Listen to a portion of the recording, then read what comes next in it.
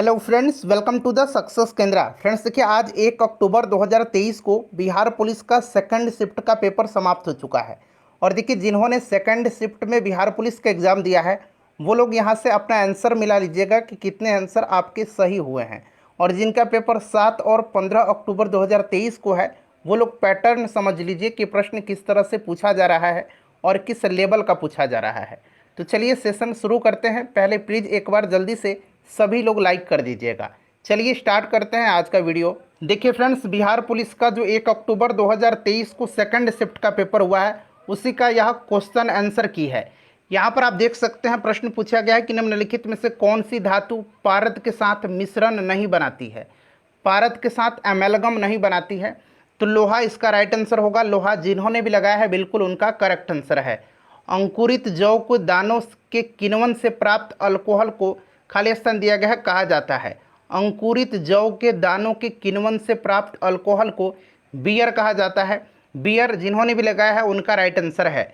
उसके बाद देखिए, एक रेडियोधर्मी तत्व का आधा जीवन 4 महीने का होता है।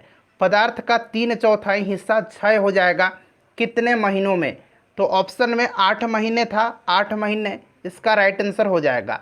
फर्स्ट शिफ्ट का भी जिन्होंने नहीं देखा अब तक देख लीजिएगा, वीडियो अपलोड किया जा चुका है। और देखिए, बड़ा दुख के साथ कहना पड़ रहा है कि बिहार पुलिस का दोनों शिफ्ट का पेपर जो है एग्ज़ाम से पहले ही उसका आंसर वायरल हो रहा था। तो ये बड़ी शर्म की बात है कि इतने मेहनत करते हैं छात्र और देखिए उनका फल जो है शून्य मिलता है। जो लोग पढ़ने वाले हैं इतने अच्छे तरीके से तैयारी किए थे और उनको जो है रिजल्ट कुछ भी हासिल नहीं हुआ। तो इस बार हम सभी लोग मिल करके, आप और हम और भी जितने शिक्षक लोग हैं वो सब मिल करके इस बार आवाज़ उठाएंगे। आप लोगों की सहयोग की ज़रूरत है। देखिए, किसी जीव के विकासवादी इतिहास को खाली स्थान दिया गया है के रूप में जाना जाता है। किसी जीव के विकासवादी इतिहास को जाना जाता है जाति वृत्ति के। जाति वृत्त इसका राइट आंसर होता। जिन्होंने भी जाति वृत्त लगाया है उनका करेक्ट आंसर है। देखिए, कबूतर, मच्छर और चमगादड़ के पंख दिखाते हैं, तो ये दिखाते हैं अभिसारी विकास। ऑप्शन में अभिसारी विकास होगा। तो जिन्होंने भी अभिसारी विकास लगाया है उनका करेक्ट आंसर है। देखिए, बैसिली बैक्टीरिया हैं जो होते हैं, वैसिली बैक्टीरिया हैं जो होते हैं, तो ये छड़ के आकार का, छड़ के आकार का इसका करेक्ट आंसर होगा। उसके बाद देखिए, खाने योग्य समुद्री मछलियाँ कौन सी है? खाने योग्य समुद्री मछलियाँ जो है ऑप्शन में हिल्सा था, पॉम्फ्रेट था और मैकरेल था। तो ये वाला जो है ऑप्शन जिन्होंने लगाया है बिल्कुल उनका करेक्ट आंसर है। उसके बाद देखिए, किस संघ के पशुओं के संयुक्त पैर होते हैं? संयुक्त पैर होते हैं किस संघ के पशुओं के? तो ये ऑर्थ्रोपोडा था, ऑर्थ्रोपोडा जिन्होंने लगाया है उनका राइट आंसर है। चलिए, उसके बाद देखिए, अगला प्रश्न पूछा गया था कि निम्नलिखित में से किसे लैटिन में, यहाँ पर देखिए, वैक्सीनिया कहा जाता है। लैटिन में वैक्सीनिया कहा जाता है, तो ये काउपॉक्स को कहा जाता है। काउपॉक्स इसका करेक्ट आंसर होगा।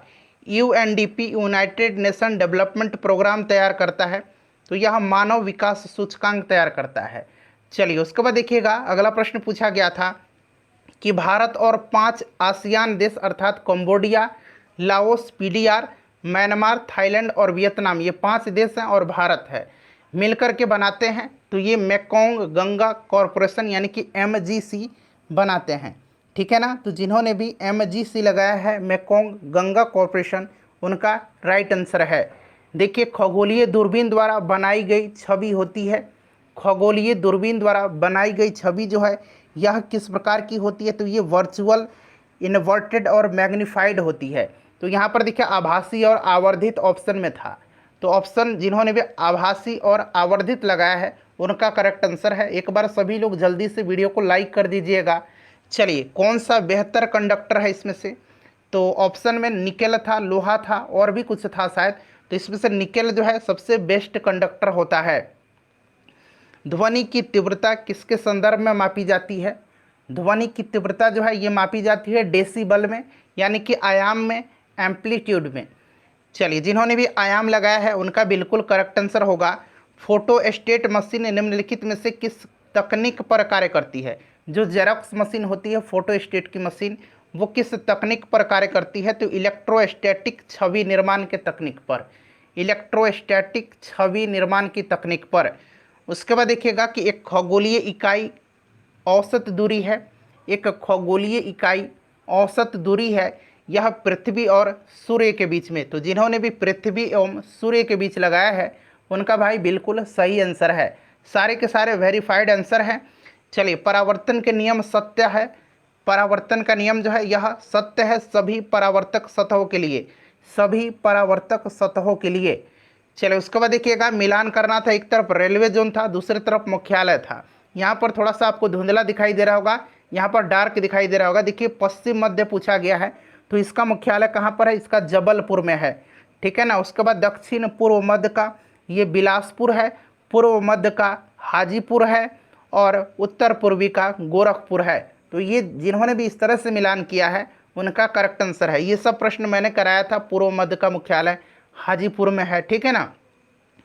सौर 100% सौर ऊर्जा से चलने वाला भारत का पहला केंद्र शासित प्रदेश, तो ये दीव है, दीव है, ध्यान रखिएगा।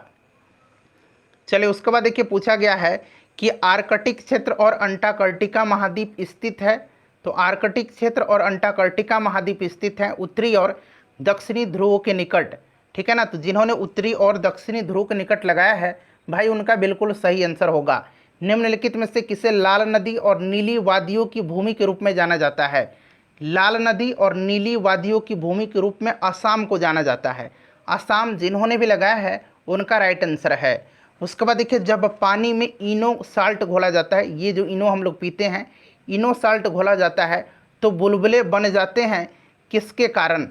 तो ये बनते हैं कार्बन डाइऑक्साइड गैस के कारण, CO2 गैस के कारण। उसके बाद देखिए, निम्नलिखित में से कौन सा तत्व सबसे पहले कृत्रिम रूप से उत्पादित किया गया था। ये प्रश्न पूछा गया था कि कौन सा इसमें से तत्व सबसे पहले कृत्रिम रूप से उत्पादित किया गया था। तो ये टेक्नीशियम है, ठीक है ना, ये टेक्नीशियम है। उसके बाद देखिएगा कि निम्नलिखित में से किस तत्व में न्यूट्रॉन नहीं होता है। न्यूट्रॉन नहीं होता है, तो ऑप्शन में हाइड्रोजन दिया गया होगा, हाइड्रोजन इसका राइट आंसर होता। चलिए, निम्नलिखित में से किस गैस का उपयोग टीयर गैस यानी कि आंसू गैस के रूप में, अश्रु गैस के रूप में किया जाता है। तो यह क्लोरीन होगा, ठीक है ना। उसके बाद देखिए, बर्तनों के लिए नॉन स्टिक सतह कोटिंग बनाने के लिए उपयोग किया जाने वाला पॉलीमर क्या है। तो नॉन स्टिकी बनाने के लिए उस पर टेफ्लॉन की परत चढ़ाई जाती है, टेफ्लॉन ऑप्शन में होगा। उसके बाद देखिए, निम्नलिखित में से कौन सी सबसे कठोर धातु है। तो कठोर धातु ऑप्शन के हिसाब से टंगस्टन होता, ठीक है ना। चलो, उसके बाद देखिए, सार्वभौम संसद की अवधारणा किस देश के द्वारा दी गई है। सार्वभौम संसद की अवधारणा जो है यह किस देश के द्वारा दी गई है। तो यह इंग्लैंड के द्वारा, ठीक है। चलिए, अगला प्रश्न देखिए। अगला प्रश्न है कि उत्कर्ष का विपर्यार्थक शब्द क्या होगा। तो उत्कर्ष का अपकर्ष होगा। यहाँ पर आपको धुंधला दिखाई दे रहा था, देख लीजिए, निम्नलिखित में से कौन सी सबसे कठोर धातु है। तो टंगस्टन होगा। बर्तनों के लिए नॉन स्टिक सतह कोटिंग बनाने के लिए उपयोग किया जाने वाला पॉलीमर, तो ये टेफ्लॉन होगा, ठीक है ना। निम्नलिखित में से किस गैस का उपयोग टीयर गैस यानी कि अश्रु गैस के रूप में किया जाता है। तो इस तरह से Cl2 दिया होगा, क्लोरीन इसका राइट आंसर होता है। निम्नलिखित में से किस तत्व में न्यूट्रॉन नहीं होता है। तो ये हाइड्रोजन में नहीं होता है। अब स्पष्ट दिख रहा होगा आपको। चलिए, उसके बाद देखिए, पूछा गया था उत्कर्ष का अपकर्ष, मैंने बता दिया। सांझ और रात के बीच के समय को क्या कहा जाता है। तो सांझ और रात के बीच के समय को गोधूली कहा जाता है, ठीक है ना। गोधूली जिन्होंने भी लगाया है उनका राइट आंसर है। असंगत शब्द चुनना है, रोष, कोप और अमरस था। इसमें अशोक भी दिया गया था, तो इन तीनों का मतलब क्रोध होता है। अशोक इसमें असंगत था। देखिए, सखी वे मुझसे कहकर जाते किस कवि की काव्य पंक्ति है। सखी वे मुझसे कह कर के जाते, यह जो काव्य पंक्ति है ये मैथिली शरण गुप्त की है। शुद्ध वर्तनी तकनीकी का लिखना था, तो इस तरह से तकनीकी लिखा जाता है, ठीक है ना, इस तरह से तकनीकी लिखा जाता है। चलिए, उसके बाद देखिएगा, पर्यायवाची शब्द पूछा गया था। रमा का इंदिरा होता है। समानार्थी शब्द वर्ज्य का, तो वर्ज्य का मतलब होता है त्याग करने योग्य यानी कि परित्यक्त, इसका ऑप्शन के हिसाब से सही आंसर होता। निम्नलिखित में से कौन सा उस कांच के बर्तनों की दीवार को गीला नहीं करता जिसमें इसे रखा जाता है। तो कौन सा है जो उस कांच के बर्तन की दीवार को गीला नहीं करता जिसमें इसे रखा जाता है। तो ये पारा है, पारा राइट आंसर होगा इसका। उसके बाद देखिए, पदार्थ के तापमान में परिवर्तन के दौरान आपूर्ति की गई उष्मा ऊर्जा किस रूप में संग्रहित होती है।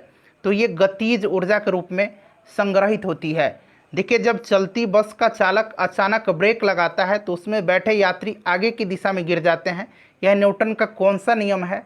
तो आपने अच्छे से पढ़ रखा होगा, जड़त्व का नियम, यानी कि न्यूटन का ये पहला नियम है, प्रथम नियम द्वारा। देखिए, उसके बाद पूछा गया था कि निम्नलिखित में से कौन सा कर प्रत्यक्ष कर नहीं, यानी कि डायरेक्ट टैक्स नहीं है? तो इसमें से सेल्स टैक्स जो है, बिक्री कर, ये प्रत्यक्ष कर नहीं है। निम्नलिखित में से कौन सा शहर भारत की पहली ई कचरा रिसाइकलिंग इकाई स्थापित करेगा? ई कचरा रिसाइकलिंग इकाई स्थापित करेगा, ऑप्शन में बेंगलुरु था। उसके बाद देखिएगा, बेंगलुरु करेक्ट आंसर होगा। शकरकंद एक भूमिगत संरचना है जो भोजन का भंडारण करती है। इस पौधे में भोजन कहाँ बनता है? शकरकंद एक भूमिगत संरचना है जो भोजन का भंडारण करती है, और इस पौधे में भोजन बनता है जड़ में, ठीक है ना, रूट में, ध्यान रखिएगा, जड़ में। देखिए, रंग का खुलना और बंद होना किसके द्वारा किया जाने वाला कार्य है? तो रंग का खुलना और बंद होना यह किसके द्वारा किया जाने वाला कार्य है? तो ये जो गार्ड सेल्स है ना, रक्षक कोशिकाएं, उन्हीं के द्वारा। तो जिन्होंने भी रक्षक कोशिकाएं लगाया है, बिल्कुल उनका राइट आंसर है।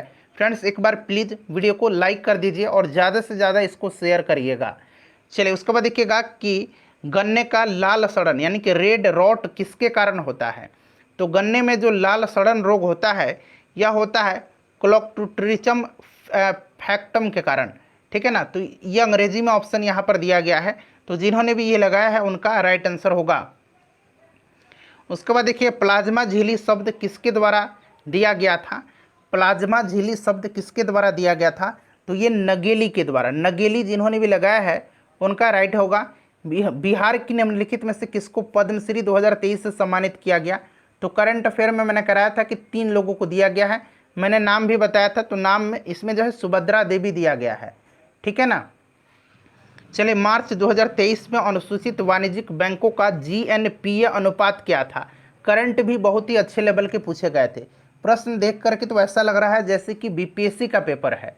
तो फ्रेंड्स, ये 3.9% जिन्होंने भी लगाया है उनका राइट आंसर होगा। चलिए, उसके बाद देखिएगा, प्रश्न पूछा गया है कि किस इतिहासकार ने अकबर द्वारा प्रतिपादित दीन ए इलाही को एक धर्म कहा था? दीन ए इलाही ने को अकबर ने प्रतिपादित किया था, और किस इतिहासकार ने इसको एक धर्म कहा है? तो ये अबुल फजल ने कहा है। अबुल फजल जिन्होंने भी लगाया है उनका सही आंसर होगा। अफीम युद्ध किन 2 देशों के बीच हुआ था? ये प्रश्न मैंने आपको कराया था वर्ल्ड हिस्ट्री में। अफीम युद्ध जो हुआ था ये चीन और किसके बीच में हुआ था? तो चीन और ये इंग्लैंड के मध्य हुआ था, ठीक है ना। चीन और इंग्लैंड इसका राइट आंसर है, जिन्होंने भी लगाया है। सिंधु घाटी के लोग किसकी पूजा करते थे? सिंधु घाटी के लोग जो है ये पशुपति की पूजा करते थे। निम्नलिखित संतों में से कौन महाराष्ट्र के क्षेत्र में सक्रिय थे?